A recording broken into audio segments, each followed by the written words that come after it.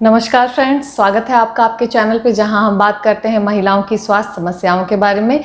मैं हूं डॉक्टर खुशबू, मैं एक गायनेकोलॉजिस्ट और आईवीएफ कंसल्टेंट हूं। आज हम बात करेंगे यूट्राइन फाइब्रॉइड लियोमायोमा, जिसे हम गर्भाशय की रसौली के नाम से जानते हैं, उसके बारे में। कैसे ये इनफर्टिलिटी कॉज कराती है, कैसे निसंतानता के लिए जिम्मेदार होती है और किस महिला को इसके ट्रीटमेंट के लिए जाना चाहिए और क्या ट्रीटमेंट ऑप्शंस है आपके पास। सबसे पहले यूट्राइन फाइब्रॉइड लियोमायोमा होती क्या है?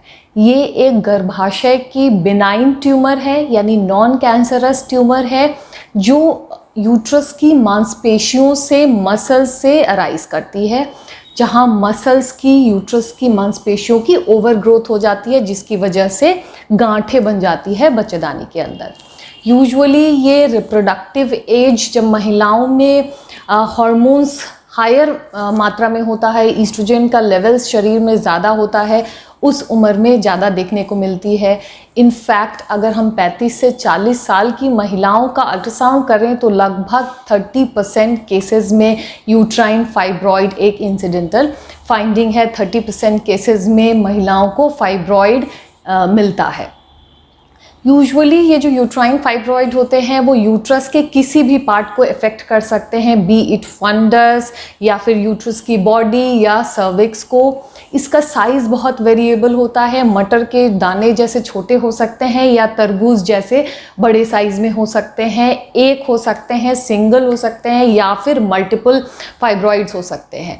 ये यूजुअली एसिम्टोमेटिक होते हैं, यानी कि आपके अंदर यूट्राइन फाइब्रॉइड होता है लेकिन आपको इससे कोई तकलीफ नहीं होगी, या फिर कई बार हाईली सिम्टोमेटिक होता है। आपको मेंसेस में, आपके पीरियड्स के दौरान बहुत ज़्यादा ब्लीडिंग होती है, जल्दी जल्दी ब्लीडिंग हो सकता है, यानी कि मेनोरेजिया, पॉलीमेनोरिया आपको हो सकता है। पीरियड्स में खून के थक्के पास होते हैं, बार बार पैड बदलने की ज़रूरत पड़ सकती है। कई महिलाओं को डिसमेनोरिया, यानी कि मेंसेस के दौरान, पीरियड्स के दौरान काफ़ी ज़्यादा पेन होता है।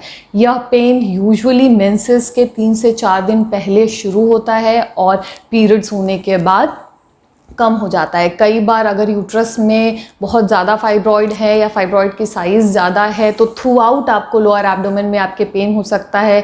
अगर एंटीरियर वॉल, सामने की तरफ अगर गर्भाशय के ट्यूमर है, रसौली है, तो आपके पेशाब के रास्ते को पुश कर सकती है, जिससे कि आपको बार बार यूरिन लग सकता है, बार बार यूटीआई, यूरिन में इन्फेक्शन की शिकायत हो सकती है।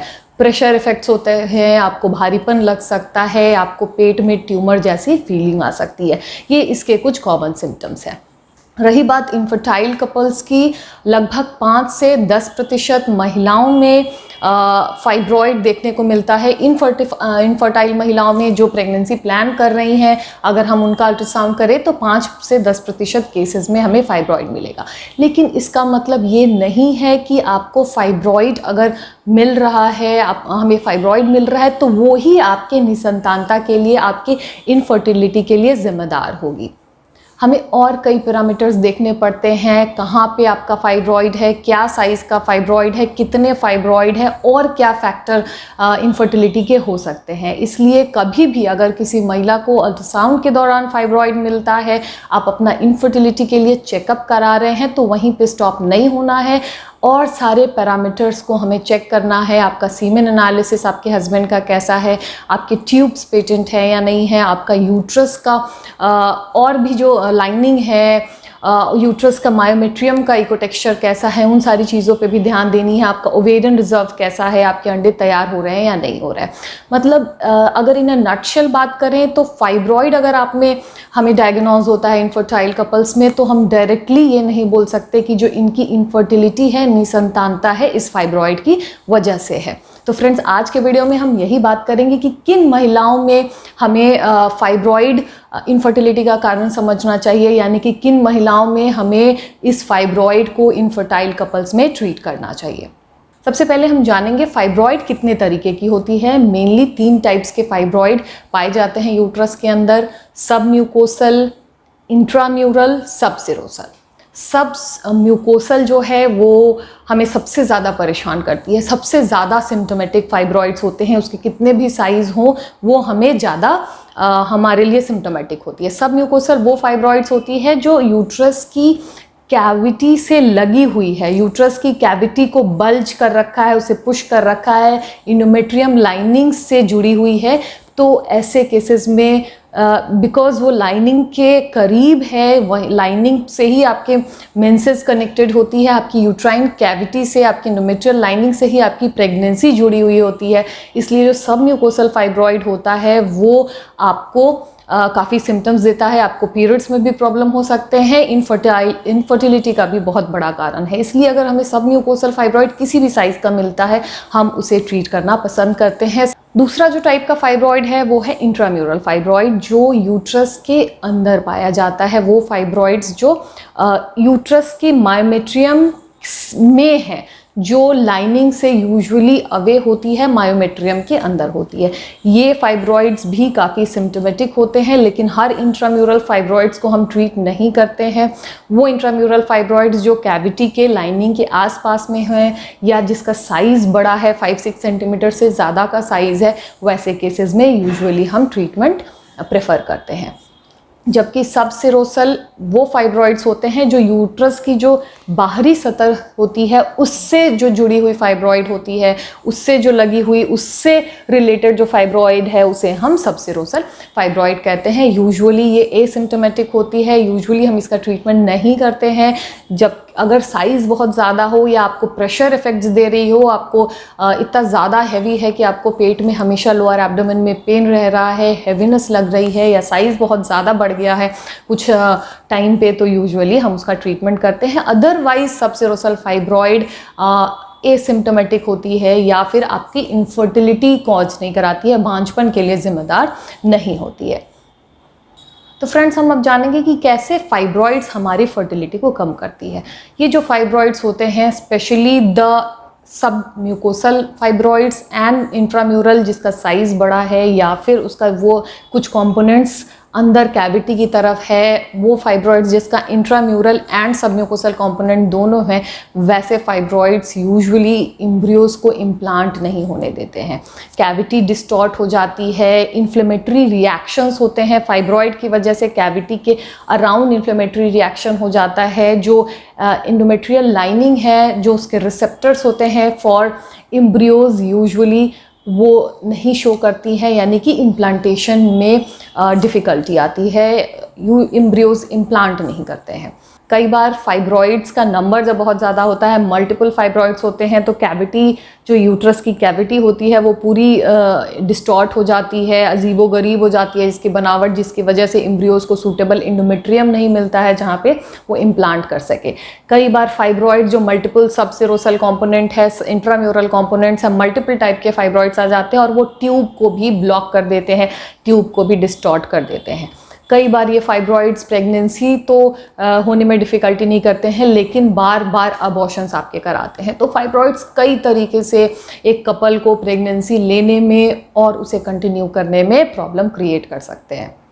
तो फ्रेंड्स, अगर एक इनफर्टाइल कपल्स हमारे पास आता है और हमने फाइब्रॉइड यूट्रस डायग्नोस किया, तो सबसे पहला काम जो हम करते हैं, जो हम सबसे इसके पहले भी हमने डिस्कस किया था, कि हम कभी सिर्फ फाइब्रॉइड यूट्रस का डायग्नोसिस करके वहीं स्टॉप नहीं हो जाएंगे और सारे पैरामीटर्स की भी जांच करेंगे।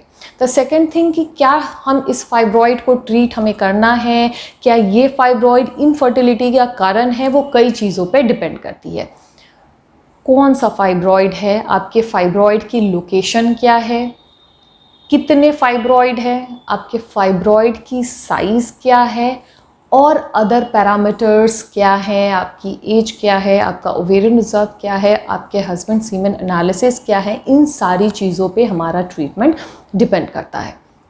यूजुअली अगर सबम्यूकोसल फाइब्रॉइड है, यानी जो हमने बात की है कि कैविटी के अंदर कितने भी साइज़ का फाइब्रॉइड हो, कितने भी नंबर का फाइब्रॉइड हो, मतलब एक फाइब्रॉइड हो या फिर मल्टीपल फाइब्रॉइड्स हो, अगर सबम्यूकोसल फाइब्रॉइड है तो यूजुअली हम उसे पहले ट्रीट करते हैं। उस फाइब्रॉइड को निकाल के ही हम फिर आगे इनफर्टिलिटी का काम स्टार्ट करते हैं, कोई भी ट्रीटमेंट देते हैं।